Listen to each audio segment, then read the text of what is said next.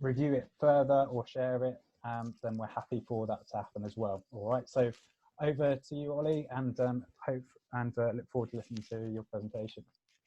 Great, thanks, John, and yeah, thanks for the invite for this. I know Jamie had been in discussions about getting me as guest lecturer, but dates never quite worked out, so it's good to be able to do this in this format. And it's also good to see some familiar faces. So Kev, you're an absolute Zoom animal today after a couple of hours on USRPT, so good stuff. So yeah, hi everyone, my name's Olly Logan. I'm currently working for British Swimming, but I suppose I've a fairly long period we're working with an elite sport. As John said, what I'm going to do is I'm going to break this into two sections. I'm mindful of 2 hours of a webinar can be quite long if I talk for the same period of time. It's just not the same as me doing it in person. So I'll chunk it up a little bit and allow people with questions to come in. So I'll chat a little bit about me and my journey, a little bit about what we do at British Swimming, probably more focused on the performance analysis, but I'll touch a little bit on the biomechanics and skill acquisition support. What we do, how we do it.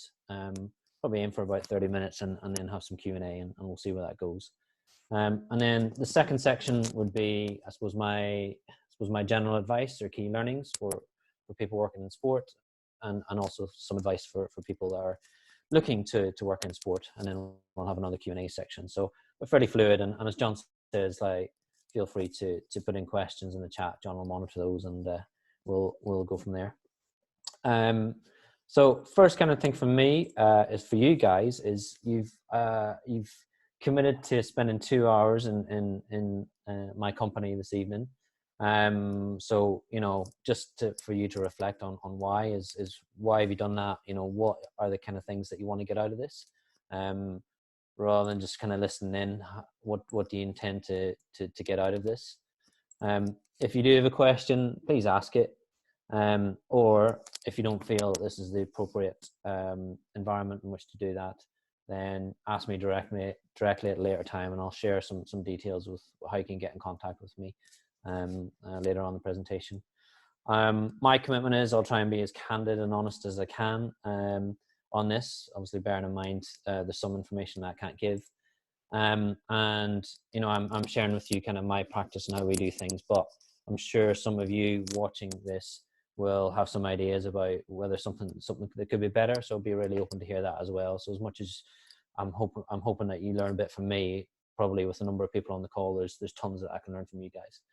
And a commitment for me as well is that, you know, if you do have any questions or, you know, you want to contact me in future, then I'm freely available to do that.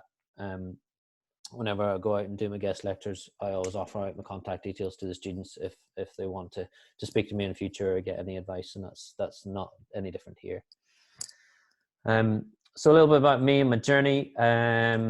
So hopefully you can tell from my accent, and apologies, I can talk quite quickly, and as I've spent the last 6 weeks at home in Northern Ireland, that's my accent's certainly a lot more dense than it was previously. But I grew up here right at the coast of Northern Ireland, of Republic of Ireland, and I now live in Northern Ireland. You'll be aware that I want to chat later that I work in the UK, so I fly over and back every week, which creates its challenges amongst other things. And but it's good to be home at the minute given the current situation. I did my undergrad in Queen's University of Belfast. That was in physics. Never had any intention of getting involved in sport. And then third year, had a bit of a crisis of what I was going to do with my life, and decided to do a master's in sports biomechanics because I liked an element of physics. I like sport. That seemed like a sensible thing to do. And did a year there, and was fortunate enough to get an internship at the English Institute of Sport, based at Little Shoal National Sports Centre. And that initially was for 1 year working with archery and table tennis. So two really interesting sports who were fairly young in their sports science support lifespan. I spent about 12 years at the EIS and worked with a variety of different governing bodies. I'd always worked with archery through kind of the span, and gradually moved on to be like a head of performance role in Head of Science and Medicine. I was fortunate enough to work with Team GB and Paralympic GB during that time. So I've been to London 2012 Olympic and Paralympic Games. I went to Rio as well with archery. So I was team leader for archery in Rio. After Rio 2017, I moved to British Swimming. So I've been there over 3 years now. I also, along with a couple of other guys in Ireland, have set up a group called Movement and Skill Acquisition Ireland. So we're running a webinar series at the moment. And we were meant to have a conference last week, but that was cancelled. I do some consultation work for Cycling Ireland and also recently for USA Hockey around the area of skill acquisition. And I was hoping to go to Tokyo this year, but that's now canned and is next year. So fingers crossed, still going with the British swimming team. And also from a sporting perspective, I'm a cycling coach, so that's my club, and I'm also a qualified hockey coach as well. So that's a little bit about me. In terms of my current role, I am analysis lead for British Swimming. So that essentially, I'll break that down to 3 areas. It's the race analysis, biomechanics, and skill acquisition. And in terms of geography, we have, I suppose, 3 main sites within the UK that I'll go and visit. First one is down in Bath, in kind of the southwest of the country. Next one is Loughborough in the kind of East Midlands, and the final one is Stirling up in Scotland, and those are all at university bases. So those are kind of our 3 main sites, and I will travel to all of those. So I'll probably do a couple of days at Bath, and then the following week Loughborough, and then probably Stirling the week after. And I'll go to each one of those sites and work with coaches, swimmers, and support staff there. I also kind of lead on a lot of the research and innovation work in conjunction with the English Institute of Sports, a lot of the CFD work, a lot of the kind of sports engineering work that we do around swimming. Basically, a lot of my time is spent watching and analysing swimming, probably not any different to analysts in other sports. And if I was to describe what my role is, in essence, it's helping the coaches see what they can't see. That was something which a coach said to me about 12 months ago, and I thought it's fairly apt and is a good descriptor of what I do. In terms of the analysis team that I have, within the sports science and medicine team of British Swimming, we have 4 strands. We have like a physical strand, we have an athlete health strand, we have an analysis strand, and then we have a kind of a mental, which is a combination of psychology and performance lifestyle. So within the analysis strand, I'm actually the only fully employed member of staff. So I kind of lead that team, and what we operate on is essentially a student structure alongside that. So within my team, I've got 4 biomechanics PhD students. 2 of those are essentially, they're in the centres on a full-time basis, but they're kind of part-time practitioner, part-time PhD student. And then the other 2 are a little bit more remote in terms of their commitment. So they're based at Manchester Met University, University of Southampton, and we have one at Loughborough University as well. I have a PhD student, again, based at University of Southampton, that's focused on CFD, which is computer fluid dynamics and simulation work. We have 2 master's performance analysis students based at University of Chester, and so they provide us some contract work as well as doing some work for their dissertations. And then other contract analysts were required. And then in addition to that, we get support from the home country sports institutes. So that's the likes of Sport Wales, Scottish Institute of Sport, and then also Swim England as well. So again, we have a couple of analysts who would support us at major competitions, be it the British Championships or World Championships from those institutions. So that's kind of what it looks like on the ground. In terms of where people are at, I would say there's a PhD student based in Loughborough, there's a PhD student based in Bath, and then I work with the Scottish guys up in Stirling. So we have someone at each centre who's the contact point, and I kind of roam around a little bit. And in terms of the 3 areas that I've talked about, I suppose I kind of see them feeding into each other like this.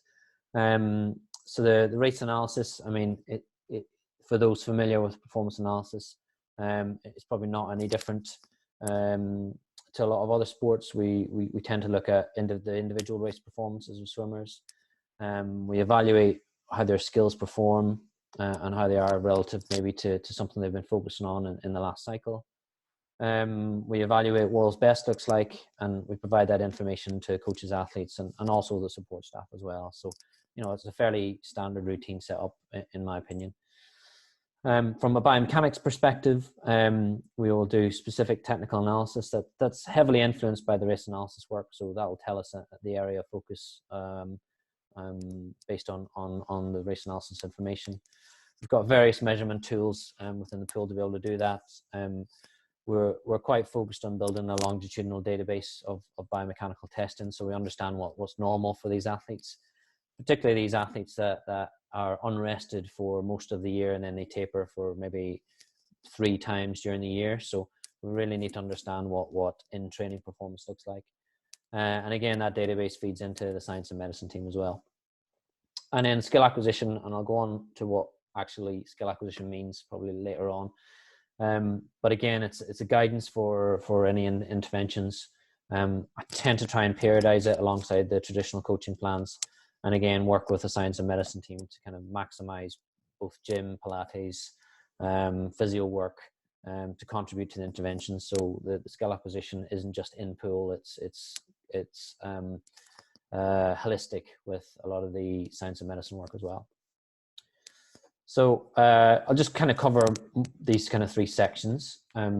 So race analysis. So this is tends to be our view. We're at the very back of the stands at major competitions. So this was Gwangju World Championships in Korea in July of last year. So that tends to be our view with our cameras. This is just a photo of all the analysts from different countries. So we tend to be up in the stands, fairly standard again, detached from a lot of the team during the course of a competition. So the World Championships just passed were, I think, 8 days long. So you actually don't see quite a lot of the swimmers or the support staff during that time because, the sessions are about 2 to 3 hours long. And there's obviously the setup and takedown time and the analysis time around that. So you're quite detached from the team. What we have here is the swimmers and the coaches have a prep area downstairs, and what we do is we set up a station for them to essentially watch the races or get the information, but we also provide that to them on iPads as well. And essentially our setup is we collect the information, we do the analysis, and then we can push that to iPads within the stadium, but then we also have a backup of a hard transfer of a drive, which either we can go down or one of the support staff can take down and synchronize that drive with this laptop here. And then there's essentially a screen which displays the information. So we have a couple of methods depending on which we think is going to be the best method for the given circumstances. I quite like to have a kind of a hard copy or a backup of something that I know that works. Some of the Wi-Fi transfer work can be variable in major competition. But it's good for them to have the option of being able to watch an iPad, particularly if this area is quite busy. And then in terms of our setup, our software that we use is a bespoke software. We're quite lucky to have a partnership through UKSport and Sheffield Hallam University, where we have access to programmers. So this software called Nemo was first introduced, I think, just after 2012 Olympics. And essentially it's a SQL relational database setup with some programming that includes video and kind of tagging software in it. So it's a bespoke sort of setup. That does have some major benefits in that, I can request some changes to be made, and probably they'll be made by the end of the week. It's not commercially driven, and we can kind of take it any way we want it, but essentially it's a huge database. At this stage we probably have a database going all the way back from 2006. We tend to look at kind of 2010 onwards after the banning of kind of the super suits. And we input the race video into that, and we tag all the relevant metrics in that, and then it's stored within the database. In terms of output of that, various forms, we can either output a PDF report or comparison reports out to coaches, and some coaches will prefer that as a method. So that can be pushed out to them on iPads during the competition or sent out to them post-competition. One of the other benefits of having the relational database is it's stored in Azure in the cloud. So we tend to do a lot more now on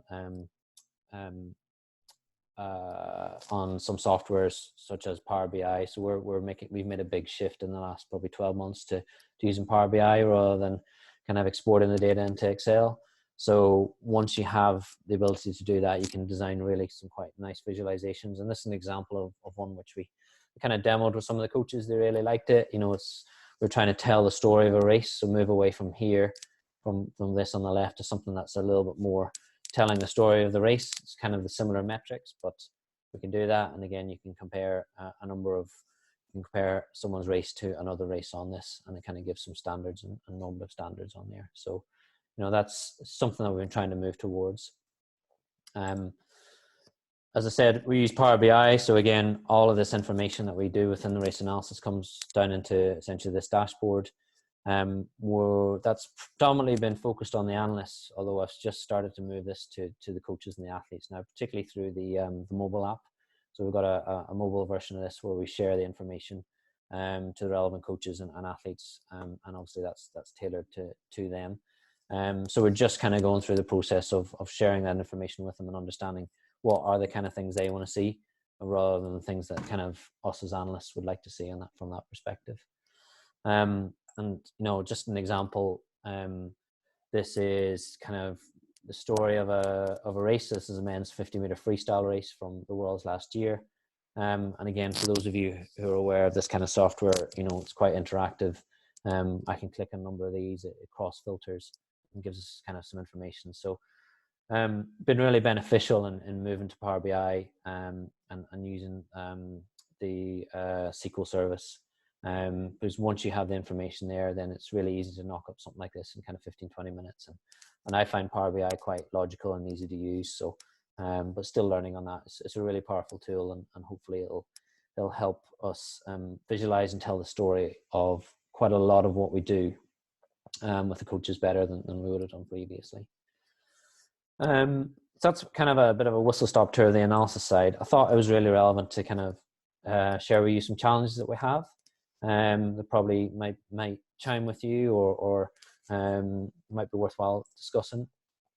So a lot of the time, some of the analysis can be time consuming, particularly for the longer races. So our shortest race is clearly 50-meter freestyle, but in major championships, we have a 1500-meter race, which, you know, is about 15 minutes long in its race duration, but probably can take about, you know, an hour to 2 hours to actually fully code and analyze. So we're kind of looking to increase the automation of that, because turnaround time is paramount for us, as it will be for a lot of other analysts. So increasing the automation of the system could actually be really beneficial for us. So we spend less time doing analysis, more time doing interpretation, and also feeding that back to the coaches and athletes. So that's one of the challenges we have right now. Second one is human error. So with any analysis system, particularly where you have an element of subjectivity in where you put the tags, then the training and the validation is a really high priority. So we've put in quite a lot of effort, particularly in the last 12 to 18 months, around having some form of validation within our system. So it highlights errors in tagging, and that's reduced our errors in our database quite a lot, but it's still probably the number one form of errors. So really making a big effort on training and some tools to help us highlight errors, because errors are made. Even I make errors in major competition just because you're rushing, you're under pressure to do stuff. But any tools that you can have to help you check that and highlight the error before it goes out clearly is a good thing. In competition, really important to have a plan A, B, and C, as things will fail. So as I mentioned before, major competition, a lot of our Wi-Fi networks and ability to push out information is just compromised by a lot of the broadcast TV signals that are happening in the stadium. So having a backup plan to that is really important. So having like a hard transfer where you can give out an iPad, or I can take down a hard drive and synchronize information is really important, because if things aren't working, then the first people I hear from are the coaches as to why they haven't got the video and why they haven't got the information. So being reliable and having a fast turnaround is really important. So planning is really important, and generally when we go to competition with the other guy, Adrian from Scotland, we'll have a couple of different plans in place in case things fail. So we know we've got a kind of a fallback to go to. This one's quite interesting. Is in the last 12 months, I hadn't realized how people were kind of stuck to Excel. So moving people from an Excel culture into and trying to encourage people to move to Power BI and explore that a little bit. But Excel is definitely a mainstay of sports science, and it has its benefits. But people are unwilling to move from that. So it's really important that you sell that to them and the benefit of why they might invest some time in a new system and software. So that's one of the challenges we're having at the minute. I'd say the video and kind of KPI data is still the most requested information, and it's the very basics of what we do. And doing this presentation just reminded me that we should never get away from that. That's clearly what we do. Anything else needs to add information and add context to the video and the KPI information that we have. And a big thing for me is in order to keep progressing, we kind of need to essentially deconstruct our systems and rip it up every couple of years. Otherwise, we stagnate. So when I came in 2017, a big thing I did is I completely revamped our kind of a race analysis software. So we moved on to the next version. And plans are already in place for kind of, post Tokyo, whether it happens before now or afterwards, about kind of the next version of that, the next iteration. Things have to keep progressing, and I know people will moan and complain that you're changing the system quite often. Progress is really important, otherwise I think you do get left behind. So that's kind of the race analysis. I'll move on now to kind of our biomechanics area, and I'm in terms of my background, I'm biomechanics is my background. So, it's an area that's really quite important to swimming. And in essence, swimming in its simplest state is propulsion and drag. So if you can increase your propulsion and maintain your drag, you're going to go faster. If you can decrease your drag and maintain your propulsion, you're going to go faster. So those are the kind of the performance questions and the themes we look at are how can we increase propulsion or how can we reduce drag? So that's a particular area of interest for the swimmers. Generally, when we're looking at biomechanics, and that's been fed into by the race analysis, we tend to ask, well, for the athlete, if they're weak in a particular area, is there a physical limitation there? Is there some form of technical limitation? Or is there an execution limitation? So they might be able to execute it well in training, but they may struggle with it in competition. So there's some nerves or some anxiety there. Or is there a physiological limitation? So is there a lack of aerobic base? Are they struggling under hypoxia to execute some of those skills or elements in the swim? Those are the kind of questions that we look at when we're looking at the biomechanics of the swimmer. Of course, it needs to be relevant to race context. So a lot of testing that we do, we tend not to do fresh. We tend to do it based on the race context. So if they're struggling in the back half of a race, we'll ensure that we're testing in a fatigue state. Most of our work is specific to the start, the turn, or kind of free swimming mechanics, but mainly actually a lot of our work is on starts and turns, if I'm being honest. And actually we use the coach as well as the S&C physio and physiologist to help us identify key areas. And again, we tend to fit people in either normative profiles, but again, we have to appreciate that there are individual differences between people. So just a little bit of looking at some of the systems that we have. So again, a lot of work we do is using synchronized camera systems, and this is an example of a setup that we have kind of Loughborough National Centre. So you'll have sagittal and plan view cameras synchronized. So I'll just play that again. We have an instrumented kind of block to be able to get force off of the start. So you can see here it's a Kistler system integrated into the cameras. And off of that, we'll be able to get a number of kind of 2D metrics as well as kind of times to certain time points as well on that. Another example is, again, we have a velocimeter device which we essentially attach to the waist of the swimmer, and we can synchronize that with some of the underwater cameras to get us both video and speed data as well. So that helps us on, for example, here we were looking at a study of a fly kicking of a backstroke athlete. If we want to look at that data in a little bit more, depth, this is an output from this kind of speed rail device for breaststroke athletes. So they'll push from a wall. You can see a deceleration and increase in acceleration. They'll do a pull out, then they'll decelerate. So we can start to break down these different sections and look at either their underwater skills or free swim skills alongside a lot of the video as well, and do kind of concurrent efforts to look at any technical changes. What will be the difference beside that? And just a kind of a summary of the tools that we use. Again, I've mentioned the synchronized camera systems. So out of that, we're able to do, fairly good level 2-dimensional analysis of the swimmer to get some kinematics out. I mentioned the speed reel device, which is essentially a measure of speed. So we're able to look at, technical changes and how that affects speed in the water. With the PhD students, we are able to do 3-dimensional analysis underwater of the swimmers. And again, that's probably quite infrequent and is done maybe every 6 months, but it's based around performance questions, but as well as their research. Computational fluid dynamics, so we can do a lot of simulation work to help us try and understand some of our performance questions with the athletes. It also allows us to kind of hypothesize and run some simulations and get the information out without having to have the athletes in the pool. And then other areas such as instrumented start block and turns plate, again, we can ask questions around the kinetics on start or on the turn. We're starting to use instrumented hand paddles just to understand kind of the force during free swim in certain strokes. And then also increasingly as in across all of sport, there are a growing number of wearable devices that we can put on the swimmers.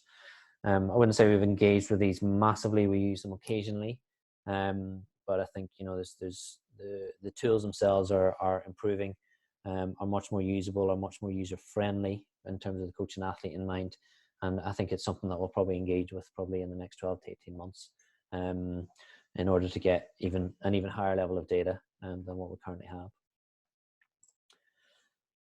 In terms of current challenges, measuring stuff on swimming is really hard, actually.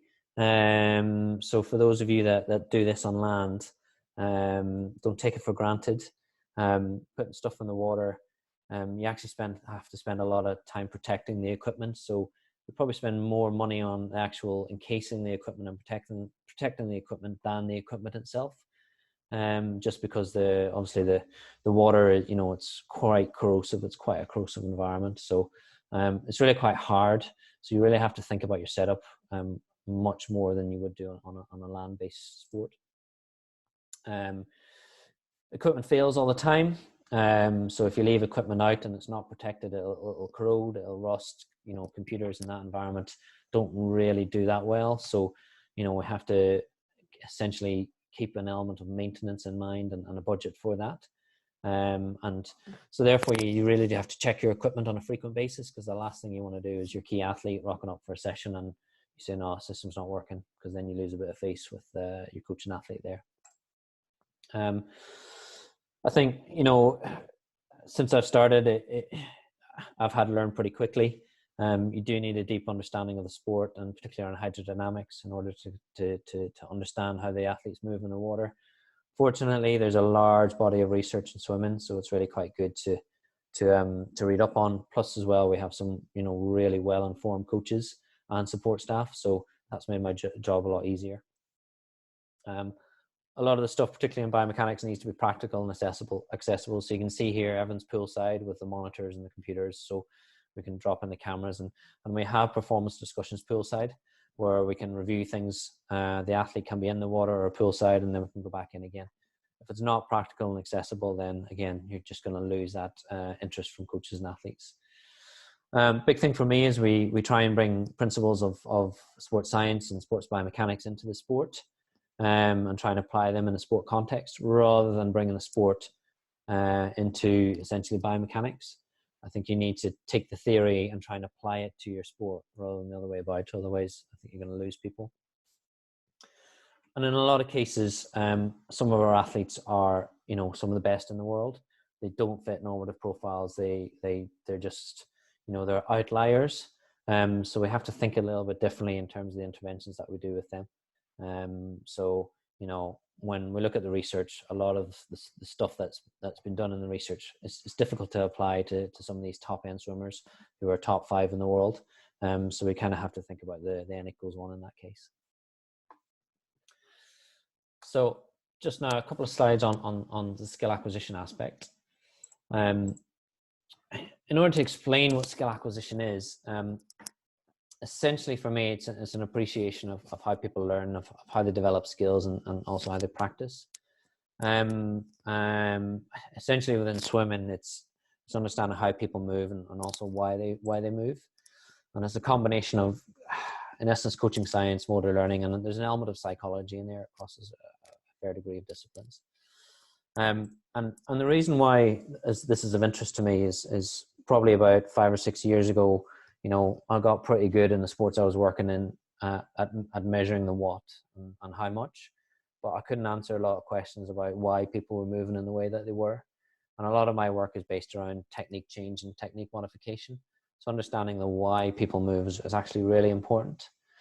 And a lot of the skill acquisition work that we do is in combination with the coaches and the science and medicine team around movement interventions. So when we want to improve a swimmer, we might want to make a technical intervention. That's not just with the coach and the athlete. We'll use the science and medicine team, particularly the physio and the S&C, to try and improve some of the movement competency and literacy of the athletes, to see if they can access that in the pool through some of the interventions that we do. Now I'll work quite a lot in tandem with some coaches around this and influence some of their sessions.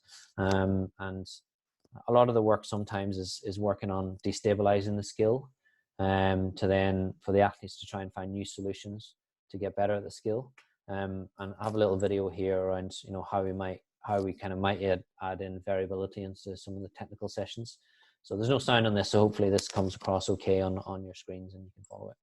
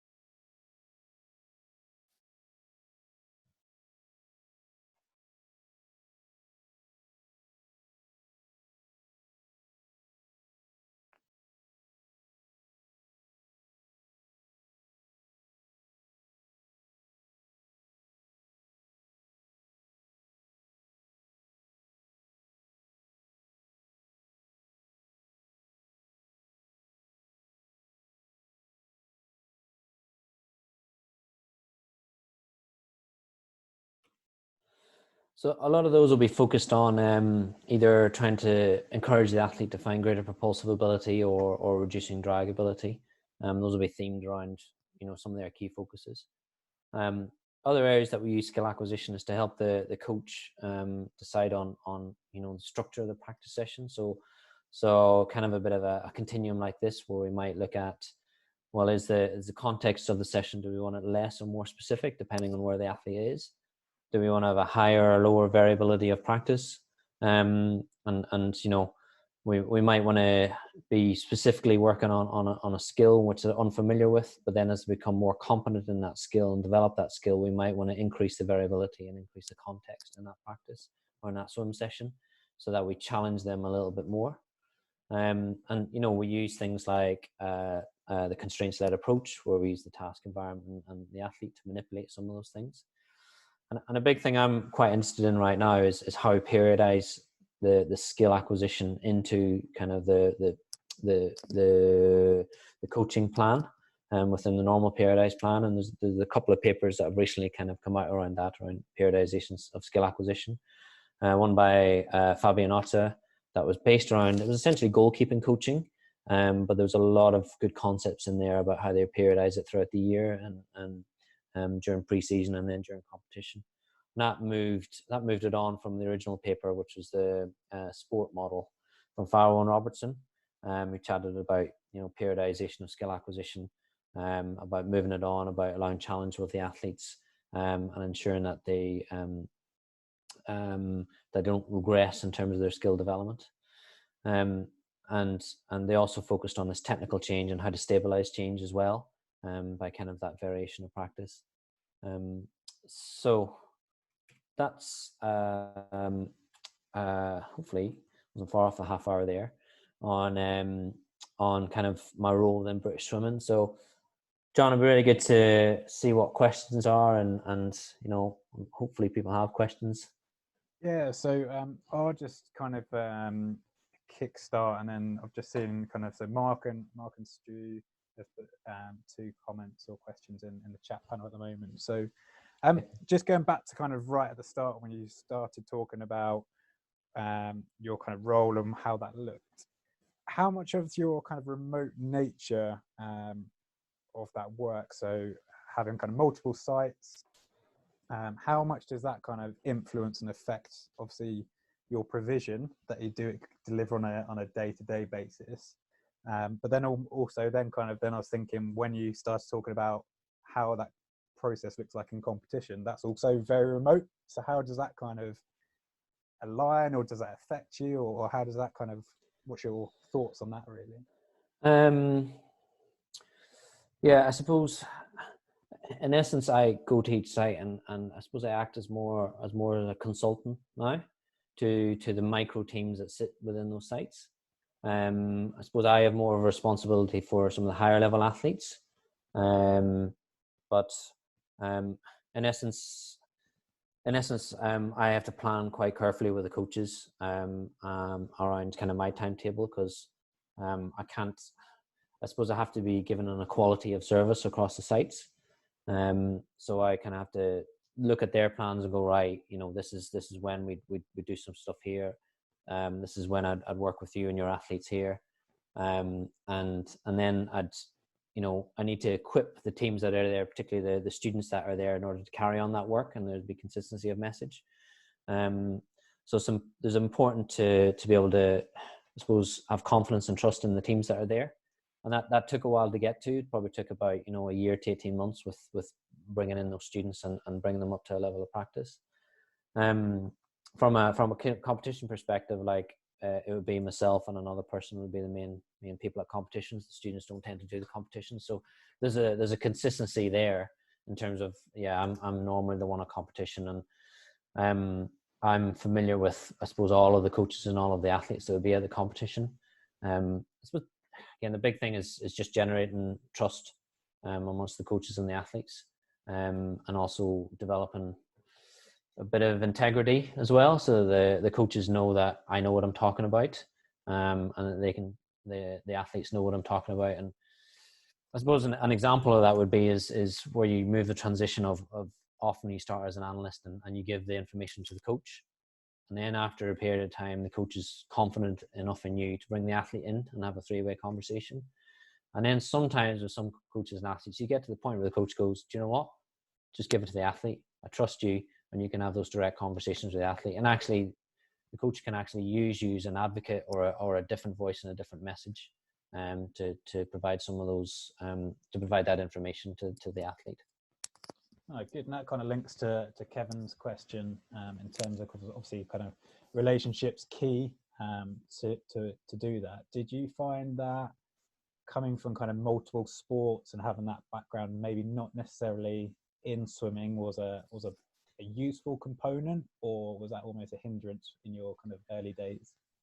I guess, yeah, I think it was useful, because I'd gone through that process of not knowing a sport, learning a sport, becoming highly regarded in that sport, So I knew that I could do it, and but I think as well, coming from a I suppose a background where you're not knowledgeable in the sport, is you don't come in with any preconceptions as well. You come in with, you know, that objective view. You're a little bit naive around it, and you know, as a point I'll make later is actually that's really good, because there are some cultural norms that exist within all sports. So you see those within the first 6 months and go, well, why are we doing it like this? So I think that can be really valuable. Yeah, and obviously that coming in with positive ideas and thoughts to enhance that process will then obviously link into that development of that relationship and that establishment of trust. Yeah, I think going back to that question is, I suppose when I was in my internship, it was very much part of it was the coach and athlete are at the center of the support network, and you're supporting that. So there's an element of kind of the coach is the gatekeeper to the athlete, and always kind of knowing that's I wouldn't want to compromise that relationship. So everything I do is through the coach until the coach says, actually, you can go to the athlete on that, until they open the door. But how I work with it, bridging the gap between coach and scientist, I think as a scientist, you need to live the sport and live it as much as the coach does, and care and be passionate as much as the coach does. Because if they feel that you're not on the journey as much as they are, then I think that's going to affect the relationship. Okay. Good. And just moving on to some of the other questions, and in terms of kind of processes, you mentioned how you've now started kind of testing and validating your systems and the reliability. Can you explain and go in a little bit more detail into kind of what that looks like, and what software potentially you use or don't use in terms of assisting and quantifying where those errors occur? Do you mean in terms of the analysis itself, or kind of after we've captured it in the competition stage? I would say probably after, but if Stu kind of contradicts, because it's Stu's question, then yeah, so probably after, in terms of kind of post process. So the way that we do it is essentially we use our database to essentially create, I suppose,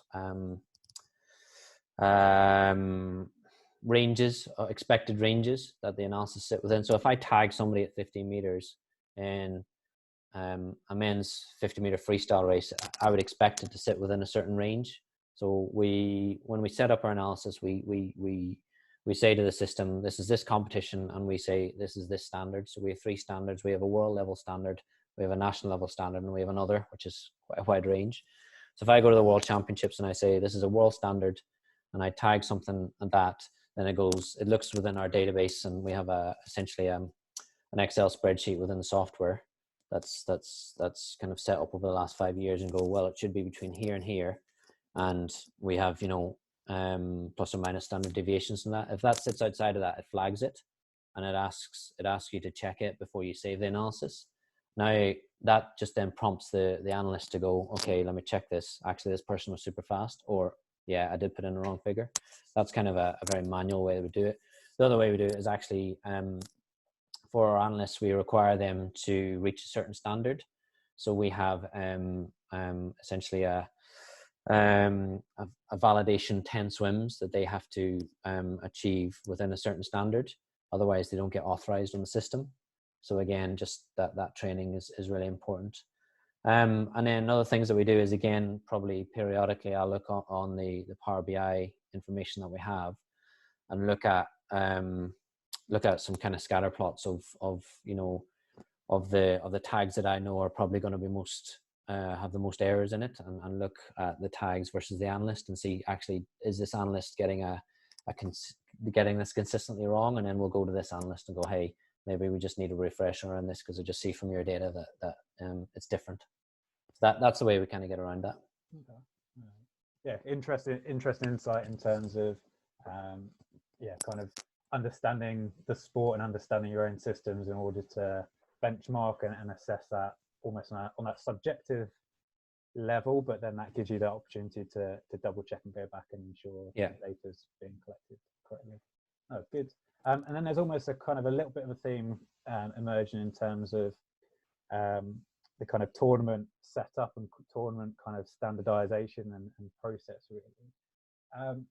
So obviously you gave us a bit of an insight into your kind of process in terms of pushing the footage and data ideally from up in the stands down to the guys in the locker rooms.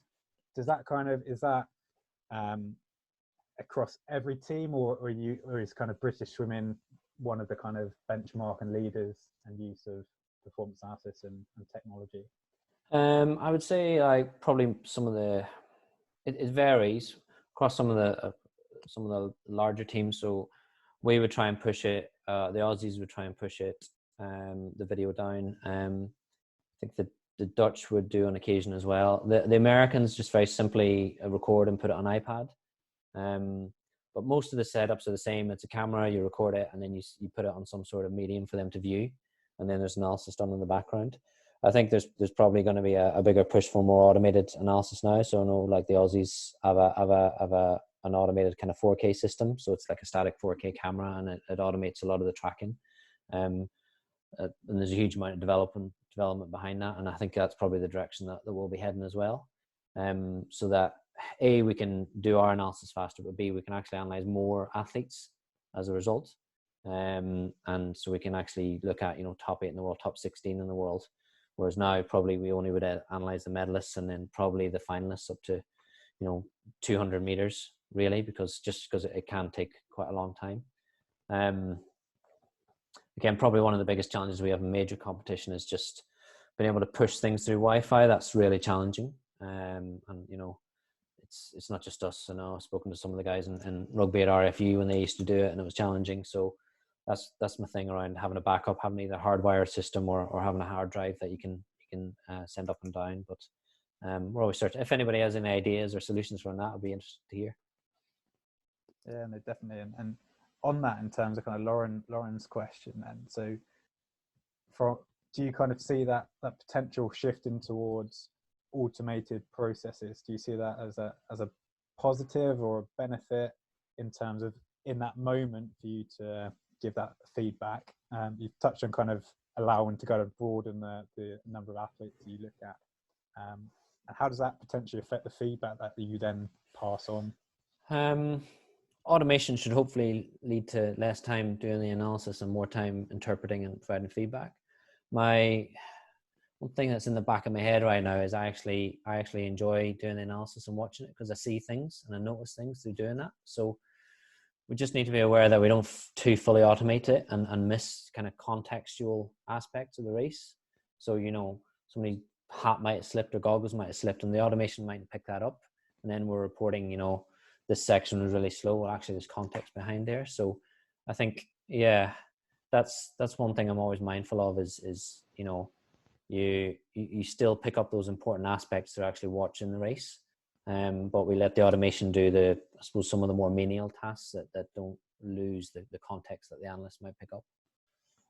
Yeah, no, massive. And I'm kind of on a similar thought there as well in terms of, yeah, from the coaches that I've worked with, the ability to actually observe and watch the process and the performance through, like you said, with that context, it is a massive thing. And if you've got that relationship where that coach has trusted you to almost give that feedback directly to the athletes or the swimmer, then that's potentially going to affect that if you're relying on that automated data. Yeah, absolutely.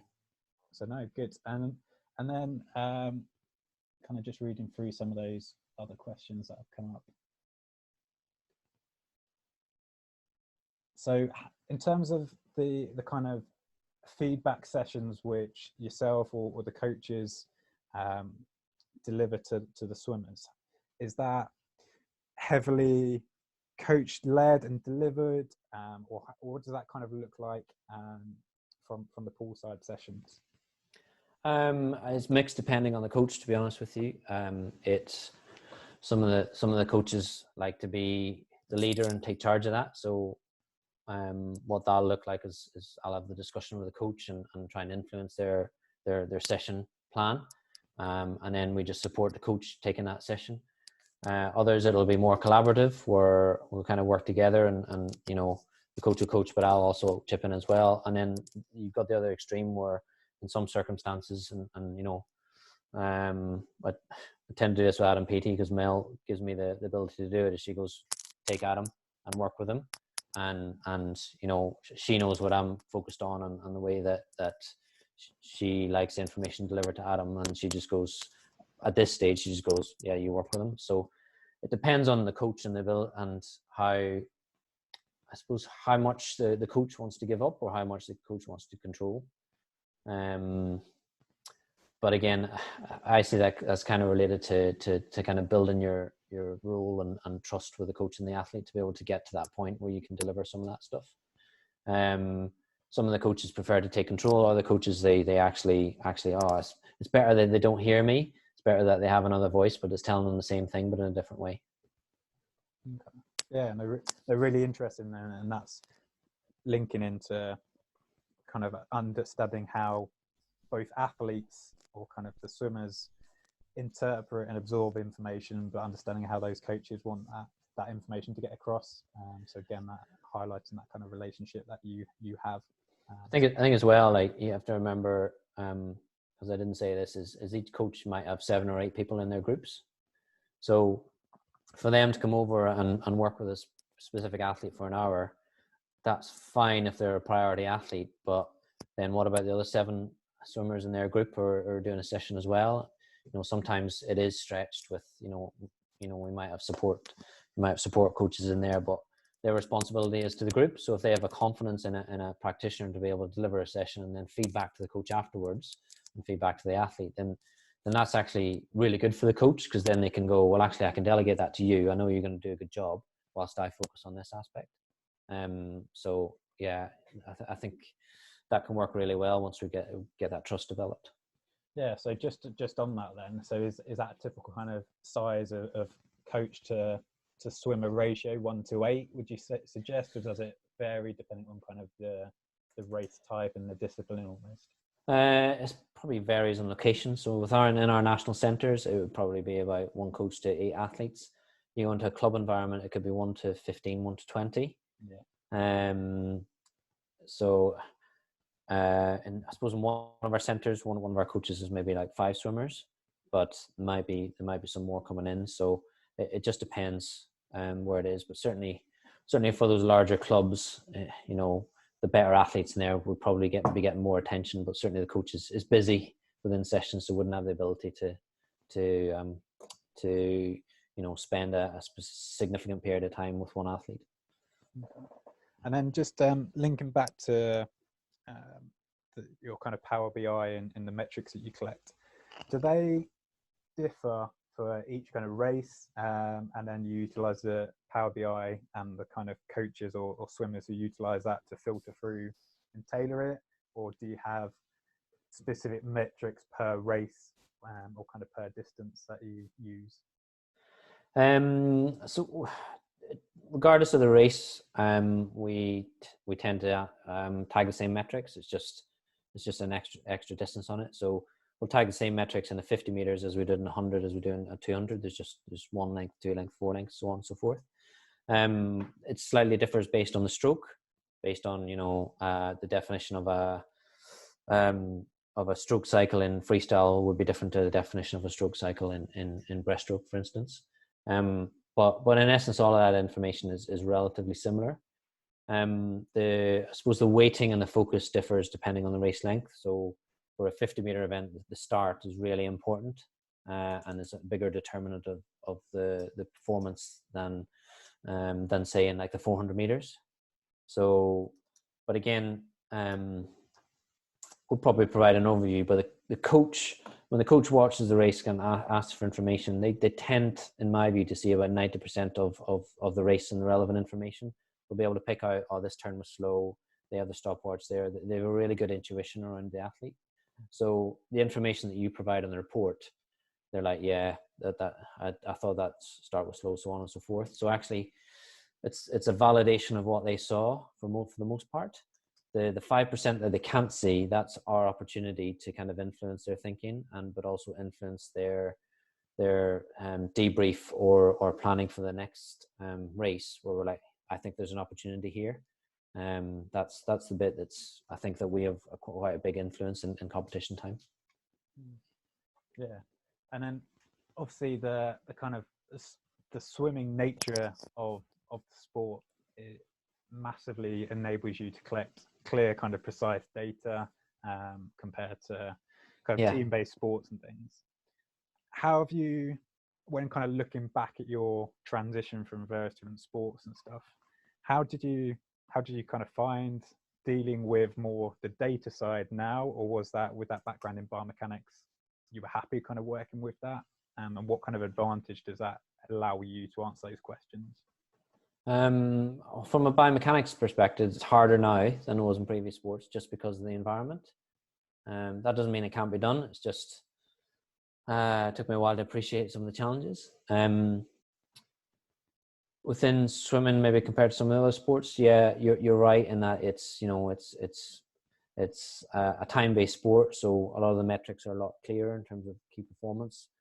But that does mean we collect a lot of information, and it means we collect a lot of information not just in analysis but across the science and medicine team. And I think one of the things that we could do better is link that information together.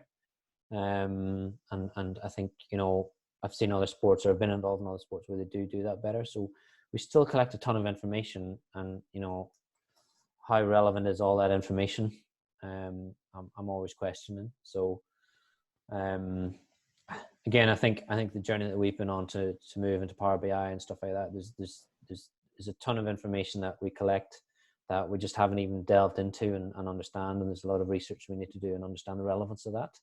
So I still think we're early on the journey of that. But yeah, there's pros and cons. I think one of it is quite challenging measuring stuff in water, particularly around like free swimming. That's still quite a challenge. Yeah, because I just kind of is all of the kind of sports that you're involved with in pool-based environments, or do you do any of the like crossover into some of the open water events, or is it entirely kind of pool-based? It's all pool-based. So para swimming is a completely separate program, and they have an equivalent of me in their program. Diving is completely separate, and synchro is completely separate. So I'm able-bodied swimming solely.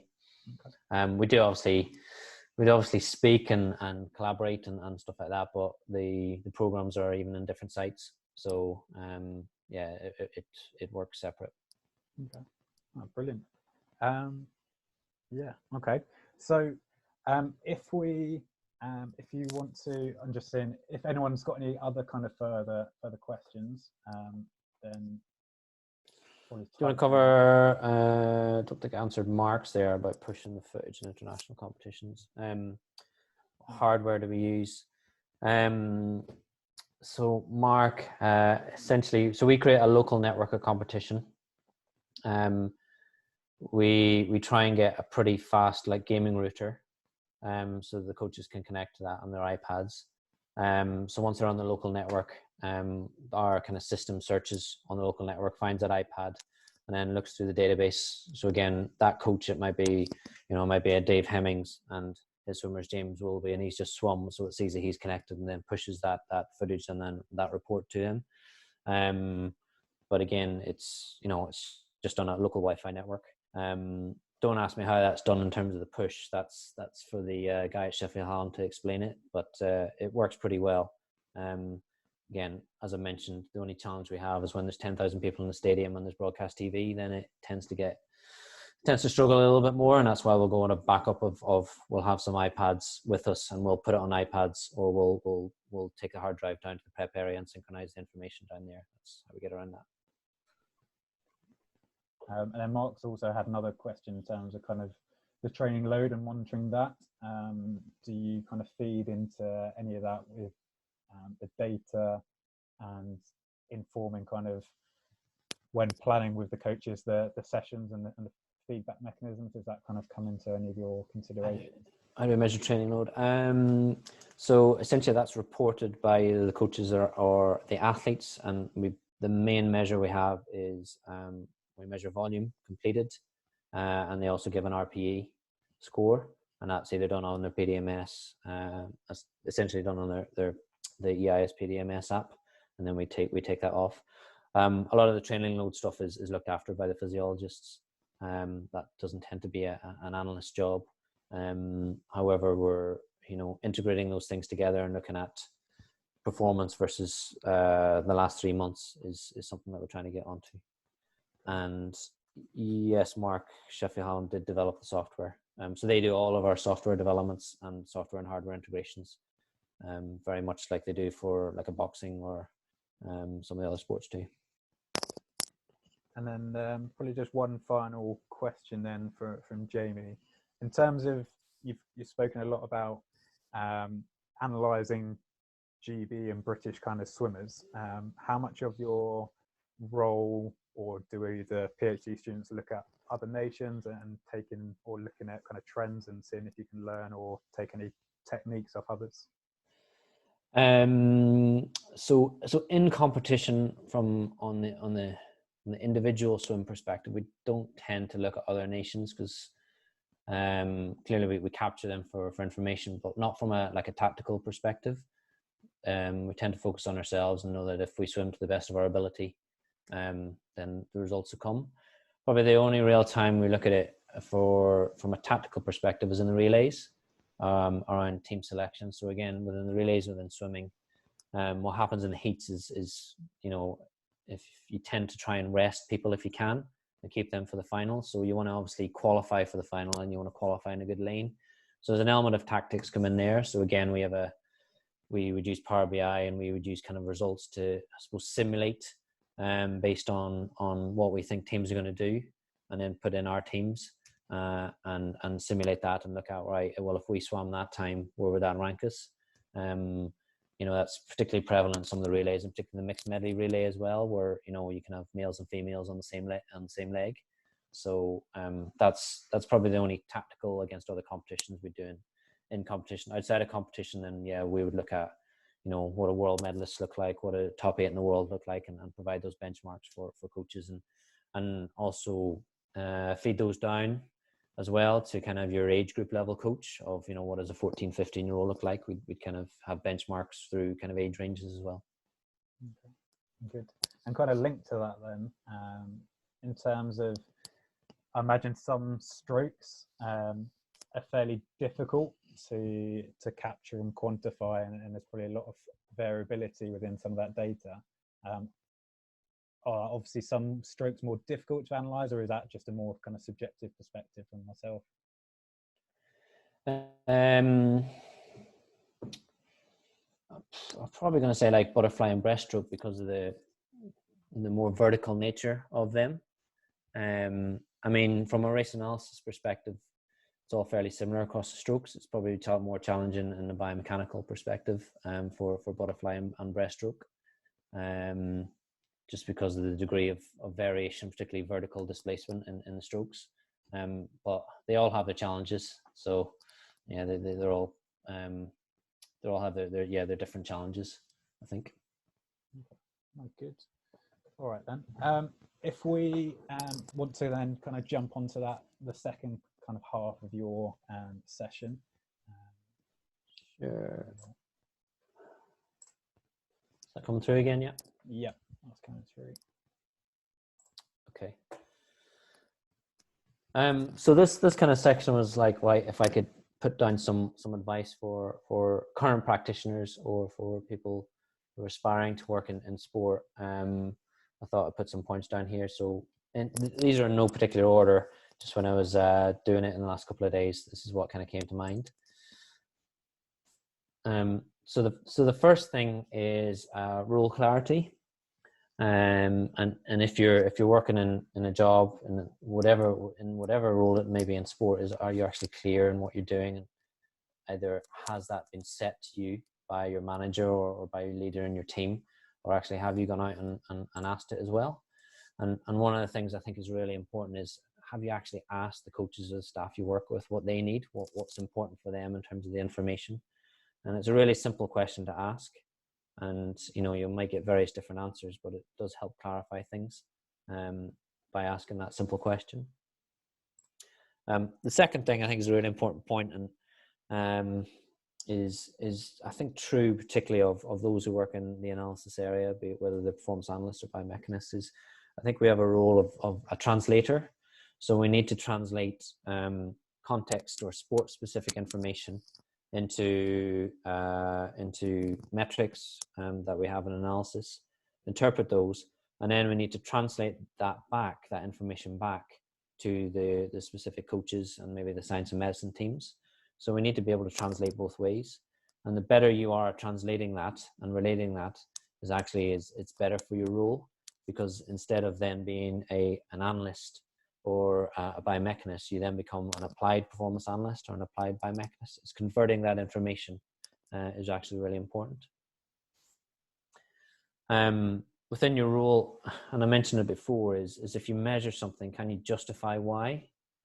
So does it actually improve performance, or are you just measuring it because, you know, it's the way you've always done it and you've been told to? There's nothing more soul destroying, and from my perspective, of measuring something and I know that it's not going to be used, or it might not be used in the future. So, you know, why should you waste your time in doing that? And then another point is, you know, again, if you're working in sport, and this is a big thing for me, is why do you expect people to spend time in your world and be interested in what you do if you don't spend time in theirs? So, you know, one of the big things I try and do, and was conscious of it when I started in swimming, was actually spending time with the coaches and with the athletes and the staff, and you know, just asking questions, because again, you've got that naivety, that newness on your side, and actually there's nothing the coaches like more than chatting about the sport that they work in, and you can actually get some really, really rich and relevant information in there, and it's, you know, it's really beneficial to build those relationships and ask questions. So, you know, think about when you're in your environment as to how much time you want to spend at your laptop, head down, getting work done, versus how much time do you want to be kind of, you know, pitch side or pool side, and actually, you know, building those relationships and asking those questions. You know, I'm really lucky in swimming is actually the coaches are really good at having, you know, performance conversations poolside when sessions are on. They're really good at going, stop, I need to do this, I need to take this time, but then they'll always come back to it. So, you know, that might be relevant in your world as well. The next thing is, again, what does your support look like? And again, as an analyst, is there are three kind of, you know, support that I've seen when I've been into be with other analysts or speaking to people. Is one is this information generation culture, is you're collecting stuff and measuring stuff and just, you know, creating information.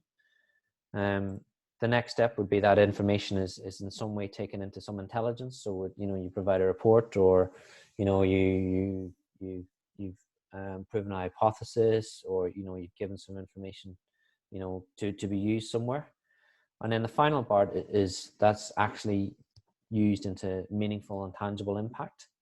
So the information you've collected has been converted into intelligence, and it's actually used by coaches and athletes, and actually informs their decision-making process. So, you know, for people, is what does your support look like? Are you sat behind a laptop creating information, or actually does it get converted into usable intelligence? Does the information get transferred to the coaches, and how does it come transferred? And the impact comes from everyone utilizing the information. And, you know, along this continuum is if you're doing this, then for me, I definitely think that your value and self-worth and your motivation will go down after a period of time of being in this area. Whereas if you're up here, you can actually see that there's an end product to what you're doing. And, you know, that's really motivating, it's really valuable, and actually you'll double down in terms of your efforts again. But if you're spending significant amounts of period down here generating information that isn't used, then I would say to you is, you know, you probably need to do something about that. You need to go have a conversation. You need to make a change in that, or actually, if that's a culture that's been asked, then, you know, is it really actually worth you being there to just generate information that's never used? Next one, and this is one is with a bit of a biomechanics hat on, to be honest, is I'm increasingly seeing a kind of a plug and play culture within science and medicine. You know, things that are either app-based or are calculated for you, or, you know, we have, you know, devices where the wearable devices or other devices where the information is generated, you know, just through automatically or through a click of a button. But actually, do you really understand how those metrics are calculated?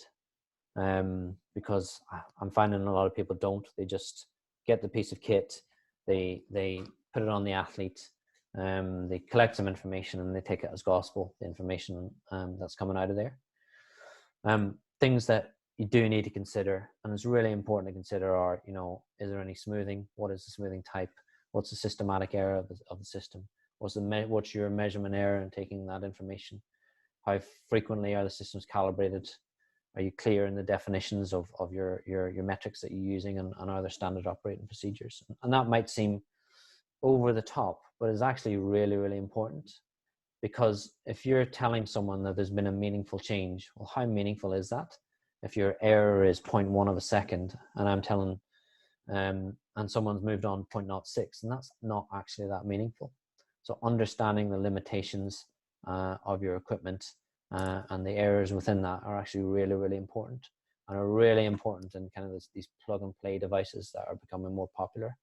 And listen, I welcome them because it makes things a lot easier, but do you actually understand how those metrics are calculated, and can you replicate that process? Really, really important from my perspective. How confident are you in the data? So if you receive data that's been coded by somebody else, how well has that been done? You know, if you work in football and you're receiving, you know, data that's been coded by, you know, 1,000 people over in India, how accurate is that? You know, if you're receiving GPS information, how accurate is that to make assumptions and performance decisions upon? You know, we've had some fairly high profile ones. I'll just put this one up here. I think this was back in like 2016 or something like that. You know, fairly ridiculous in terms of the assumptions. I mean, I think this was a 40-meter flying time versus Usain Bolt's first 40 meters, and even then, I think that came from GPS information. So, you know, even that, I would have serious concerns over that. But these are the kind of things that have been reported in mainstream media and are really easily picked up on social media and in the papers and stuff like that. And, you know, this is what we're having to fight against. But the context and interpretation is actually really important. People are just taking the actual figures at face value and not interrogating a little bit more than that. And again, one that was quite recent was the Champions League match where Cristiano Ronaldo, he jumped and he scored a headed goal, and this was actually on Sky Sports News, where they said that he actually jumped higher than the world high jump record, which is actually preposterous because it's a completely different context. And actually the girl that's presenting this was actually a former athlete, so she should have known better as well. But, you know, these are the kind of the misinformation that is out on social media and also in the mainstream media. So it's actually really important, and I think we have a role in analysis to be kind of, you know, the standard bearers around that, and it's really important that we push back around this misinformation.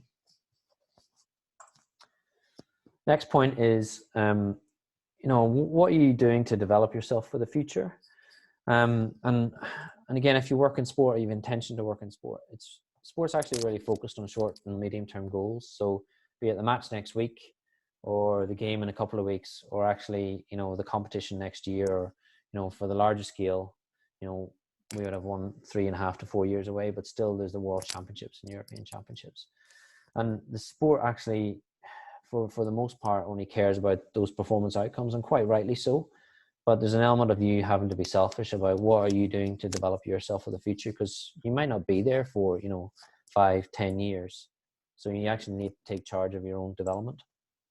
Don't wait until it's too late, until you don't have the time. So, you know, from my perspective is I did this. I didn't really think about my own development until it was too late. I started a PhD that I never finished. And I, you know, I'm really happy I've got, you know, a wife and 2 kids, but I just don't have the time to do some of the CPD that I'd like to do. And, you know, I kind of look back on when I had more time, and then look back and say, wow, I really wasted my time quite a lot. I don't regret that, because I was probably doing other stuff with it that was of value to me. But, you know, think about your longer term plan. again, if you work in an organization, does your manager care about you as a person or practitioner as well as the performance output from that? So how are they valuing your development and your kind of CPD work that you should have as part of your appraisal? How actually is that valued, and is there time set aside for it, or are you being asked to push out information and data on a constant basis and are kind of overworked? And, you know, from my perspective, from what I can see across kind of analysis and biomechanics, is these are kind of the hot areas right now. So certainly your coding, your SQL, your R, your Python, certainly data visualization, be it Tableau or Power BI or other things. But the ability to storytell with data and to include the context. So combining that subjective and objective information is actually really powerful right now. And as humans, we're driven by stories, and that's how we tell. That's how we can tell the sequence of events, is by storytelling. And that's the best way to get things across. So the best practitioners are able to do that and use the information to help inform the decision making. And I see some really good practitioners being competent in these skills now, and being able to, you know, increase the efficiency of their data analysis. Next point from me is, I suppose, around stagnation. Again, I think it's really easy to happen in performance sport. One, because you just get stuck in a rut and you get used to routine, but also a big thing for me is if you're consistently in the environment with the same people, thinking the same ways, then, you know, I think there is a risk of stagnation happening, particularly within that team. So I think this is a really relevant quote to. And if you're around the same way of thinking, I think you'll stagnate. If you follow people of a similar mindset to you on social media and speak to those same people, then I think that will reinforce your beliefs. And if you don't have debate and challenge at your workplace, and I'm not saying flaming arguments, but I'm actually saying constructive debate and challenge, are you actually in a performance environment? Or if everybody agrees with each other, that's probably a little bit dangerous in my view. Also, another thing to be aware of is you know, I took this off Google, but the number of biases that exist, and, you know, I'm as guilty of these as anybody else, but being aware of them is actually really important. So, you know, there's a bandwagon bias on here I think is important, and related to stagnation is people are thinking the same way and haven't had that shaken up for a period of time, then there is an element of you're standing still and not moving forward. And, you know, I listened to a webinar a couple of weeks back where there was a guy in from Google, and he chatted about this idea of kind of reverse onboarding. So for me, if you're in a new role, I think the first 6 months in any job is actually probably the most important, and at the time which you're at your most creative, because as I mentioned before, you come in without those preconceptions and those biases into that environment. But what people do in a new job role is they onboard you into, hey, this is how things work in that environment. But actually, shouldn't we be doing the reverse? Shouldn't we be asking those new people into that environment about, what do you see here? What do you think's different? What's strange to you? So a reverse onboarding of getting those new people to check and challenge of our normal processes, and actually getting us to think about that a little bit differently, I think is actually really quite powerful.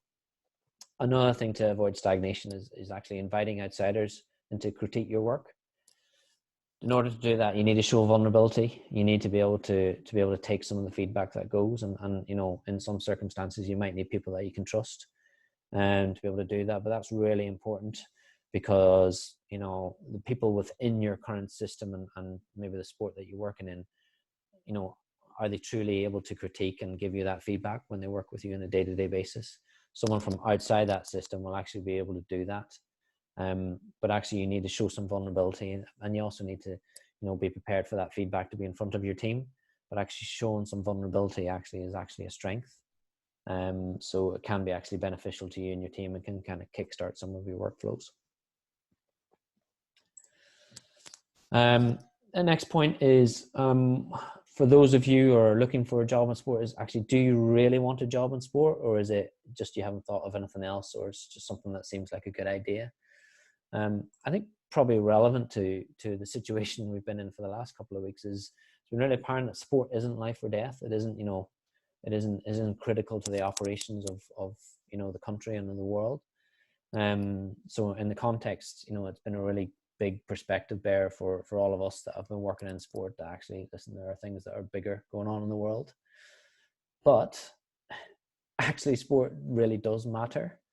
It has the power to change lives, not just from those that watch it, but from the kids that watch it. Sports people act as heroes and as role models. But actually, for people who are in sport, it's a bread and butter. It's, you know, it really means a lot to them. And, you know, for people who haven't actually been able to coach and engage in sport recently, you know, that's been a really big challenge for them, and has put things in perspective that, you know, there's been a lack of identity as a result of that. So, but if you do want a job in sport, you know, I would urge you to understand the reality of it. So, you know, what does that role entail if you're aspiring to do that? You know, what hours does that entail? You know, is it 6 days a week, you know, 12 hours a day? You know, what does the role entail? How will you be valued at the club?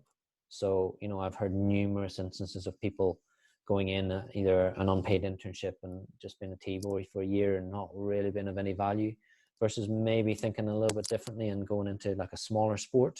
You're actually going to be an integral part of the team, and you're going to be valued, and you're actually going to work with coaches and athletes and influence the performance decision making. So, you know, I know it can be attractive to get a certain badge or tracksuit, but actually, you know, a couple of years down the line of not being valued or you know, doing work that is menial or not important, you know, I'd ask you to think about, really, is that worthwhile in doing, versus maybe looking at somewhere a little bit different. But on the positive side, a job in sport, it's a tremendous environment to work in terms of develop skills. And, you know, I've known lots of people that worked in sport that have then transferred out to other sectors, and some of the skill sets that they have are of the envy of a lot of the business and corporate sector. So, you know, it's a really, really good environment to work in. Next point is, for those of you kind of looking to get a job in sport, is my advice to you would be, take a performance approach to getting a job. So plan it out in advance. So if there's a job role that you're interested in, be it in football, be it in Olympic sport, be it whatever, is have a look at some of those roles that are being advertised, and plan out, you know, what are the skills that you require in order to do that role, and what are the ones that you're missing right now, and that gives you a plan to kind of work towards. It's so easy to contact people as well, so ask people for their advice, but don't hound them. You know, people are fairly willing to give up 15 minutes of their time on a phone call, or, you know, reply to you on social media, or even if you're lucky enough, you know, they'll probably give you 20 minutes if you buy them a coffee. People are very happy to give advice and you know, chat about themselves.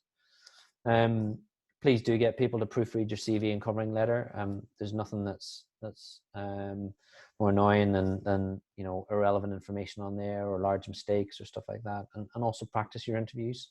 You know, it's really, really important once you get into the interview that's your opportunity to shine. So, you know, much as you would do with a presentation or any other important aspect, you practice for that. So my kind of metaphor for that, an athlete wouldn't leave their performance to chance. So why do you? And I see a lot of students that actually, you know, don't take the care over their CV and covering letter, that come into the interview unprepared for some very, very basic and standard questions, and it just shows a lack of preparation and doesn't reflect well upon them, and you know, ultimately they don't get the roles. So you know, take a little bit of time and effort, because you know, this is your future. So, you know, what's more important than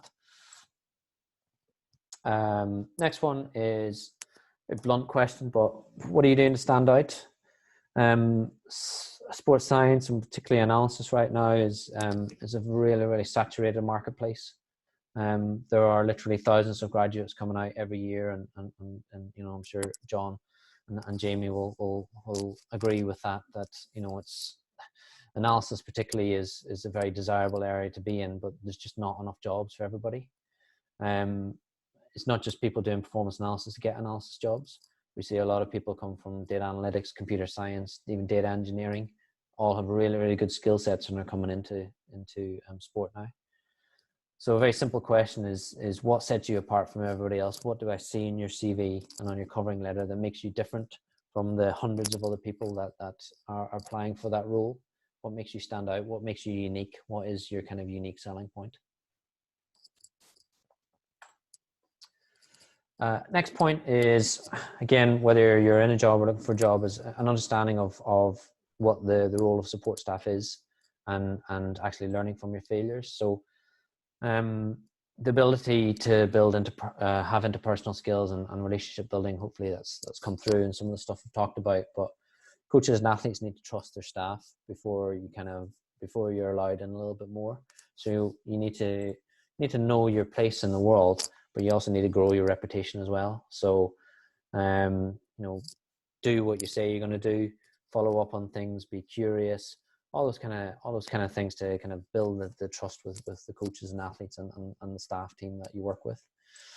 It's actually really important to learn from your failures. And listen, I've had some massive screw ups with some sports and messed up on that, but that's actually really important to grow and develop you.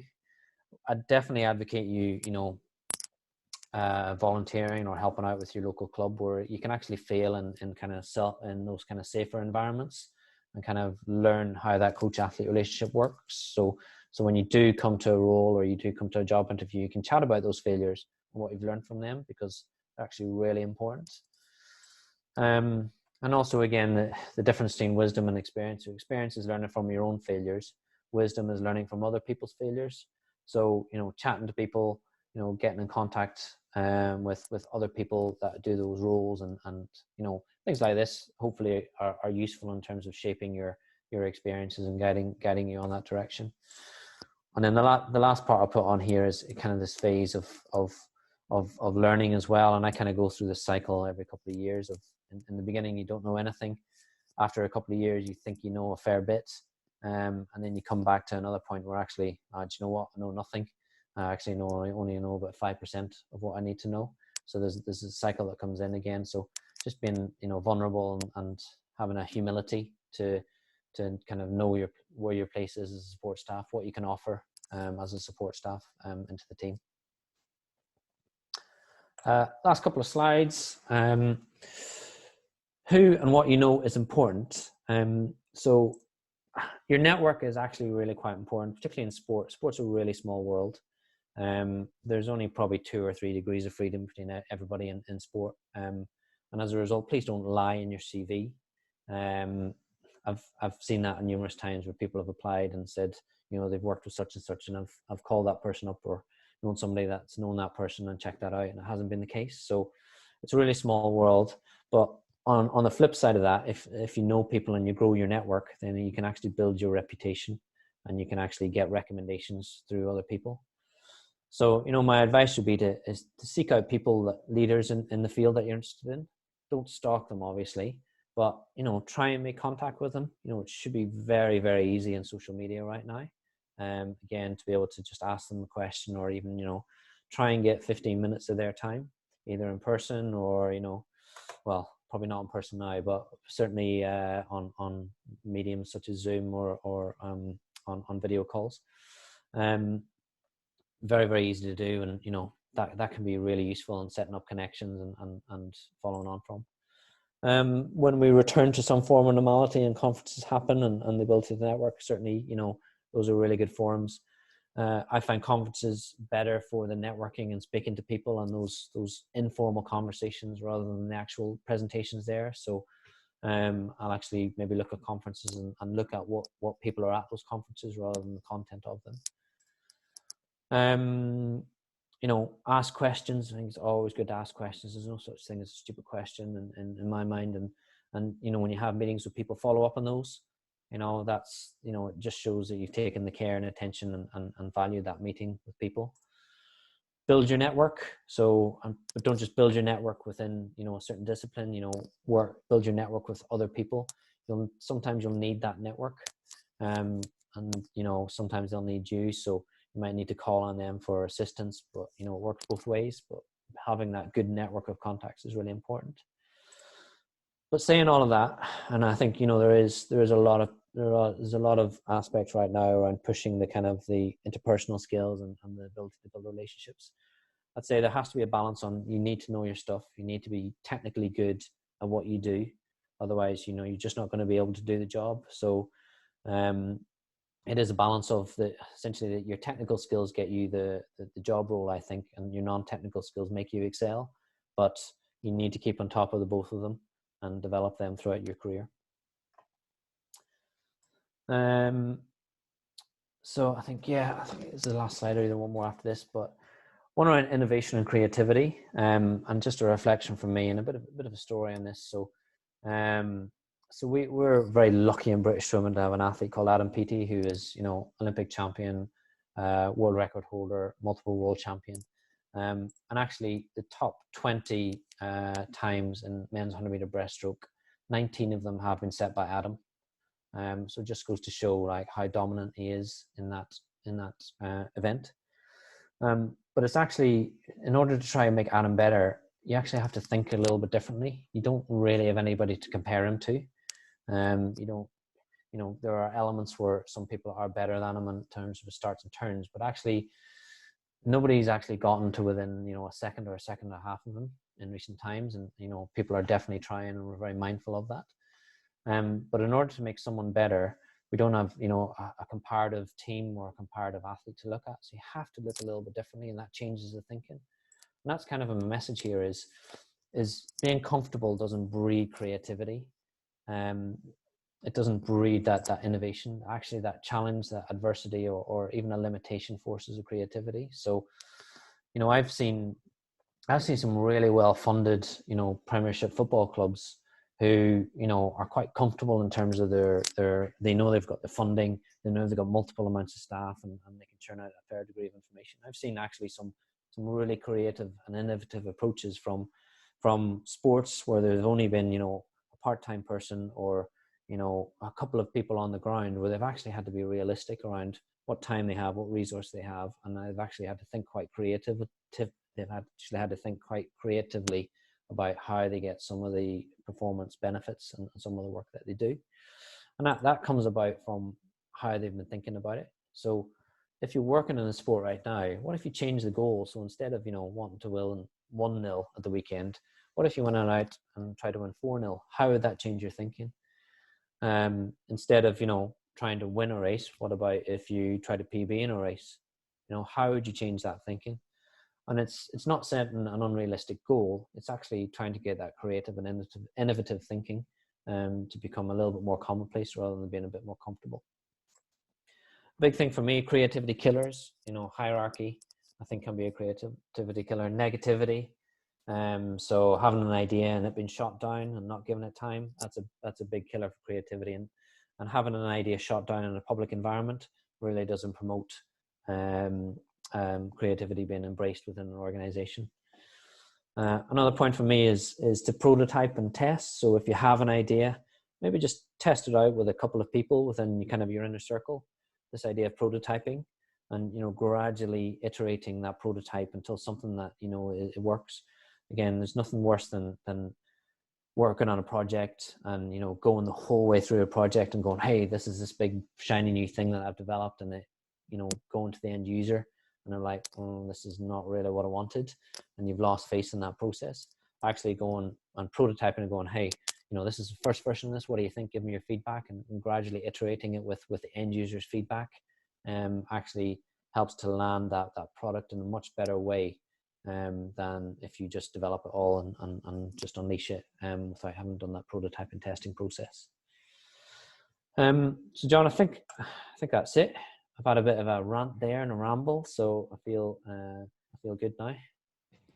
No, some really fascinating kind of learning messages there, and good points to kind of reflect back on, and during that kind of second session, and just kind of got on my second screen our kind of planning schedule of kind of the content and modules we teach on, and thinking about ideas, and to ensure that we're not stagnant and not kind of continuing to go through those motions and things. And some really kind of good things, and that importance of trying to develop and create that culture whereby you feel comfortable in challenging and maybe changing that cultural perspective, where there maybe not that time and that ability to add that creative element. And I really like your point in terms of that initial kind of 6 months, rather than actually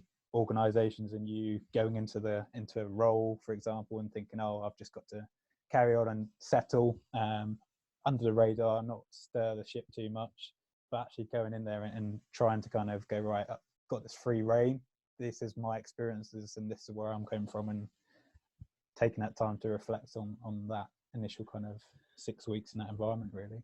Yeah, and I think, you know, that it'll take quite a forward-thinking organization to do that, because often someone's brought into an organization and you go, right, this is how we do things here, fit in. But that's a bit stifling in my view. So, you know, why can't we go in the same way that a lot of organizations don't do exit interviews? Like, if you're ever going to be most honest and candid, you're going to get some good feedback in an exit interview. So, yeah, I just think that I suppose unbiased view early in someone's employment is actually really valuable to an organization, regardless of across any sector, because some norms and some strange ways of operating do you know, get culturally reinforced through time. Yeah, no, definitely.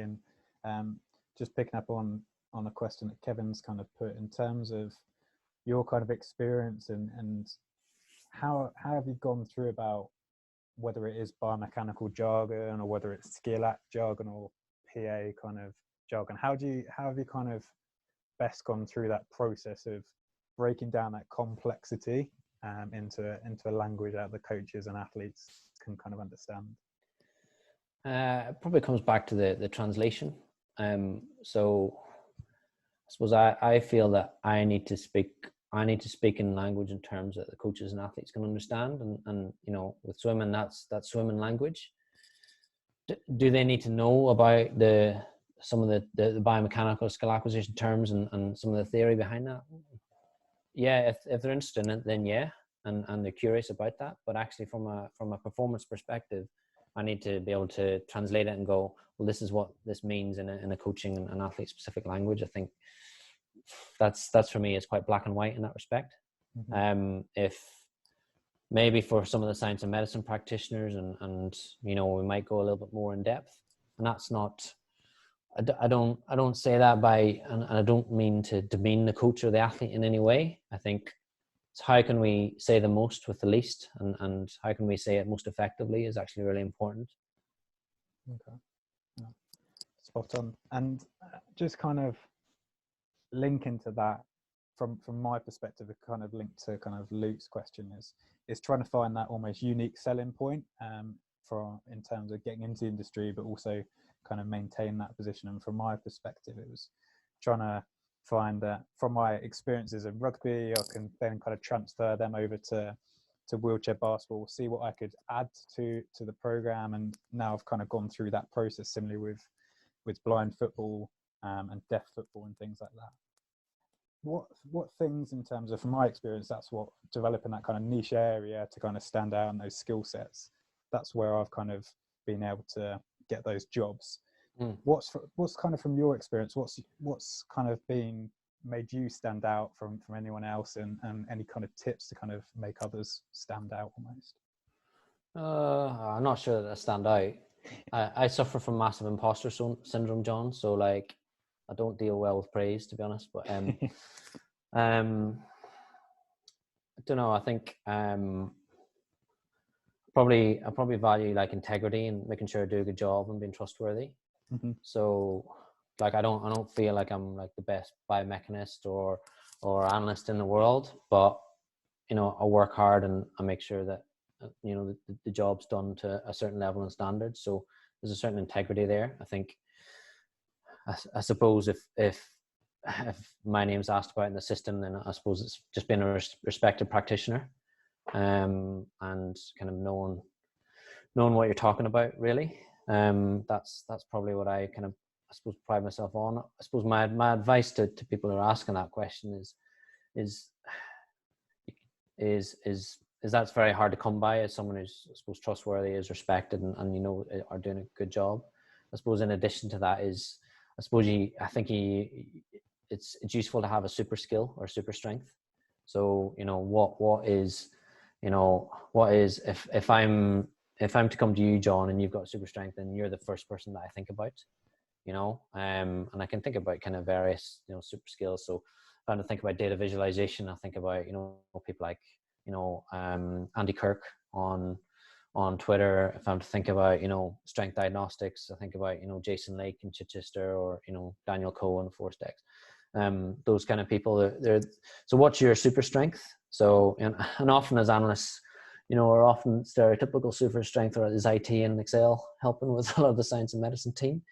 And that can be valuable, but certainly within, you know, maybe within a wider science medicine context, or maybe as a public profile, you know, you might want to invest in something as your super strength. I think that can open a door to a lot of other avenues. Yeah, no, 100% agree with that, and trying to get that kind of unique selling point as well, that you can, if you do get to kind of interviews and stuff, that's where you can give examples and demonstrate that impact that you've made and gone through that kind of process. I think another useful way, and like I wanted to do it, but I just never got around to it, it's just blogging, or, you know, I think there's some really good people out there just taking some data sets and just, you know, doing some data viz on them and exploring them. Again, there's a lot of stuff around kind of coronavirus and health data sets, but there's so much publicly available data out there, and just that, I suppose, taking that idea of prototype and testing and putting that out for the public to see and seeing how people engage with that, and blogging as well is actually a really good way of testing the market. But then also you have a portfolio of work that you've done that you can then go to show to a prospective employer. Yeah, 100%. Okay. Right, has anyone else got any kind of further questions? An hour and 45 in, we're getting Zoom fatigue now.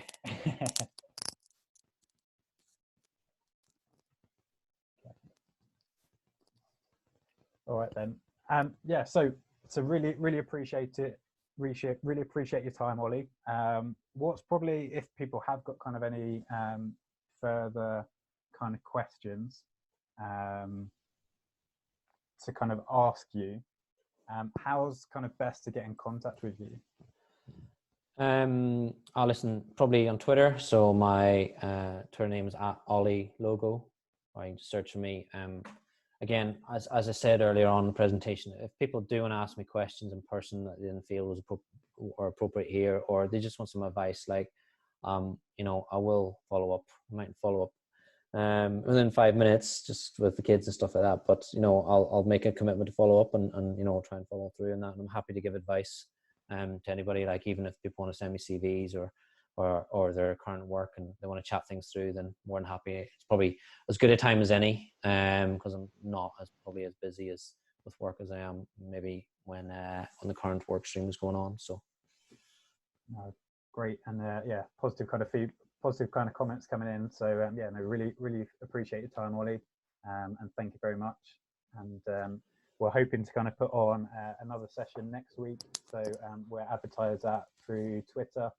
So keep an eye out on that for any kind of upcoming sessions that we will have on. All right. So thank you very much. yeah, thanks. Night, everyone.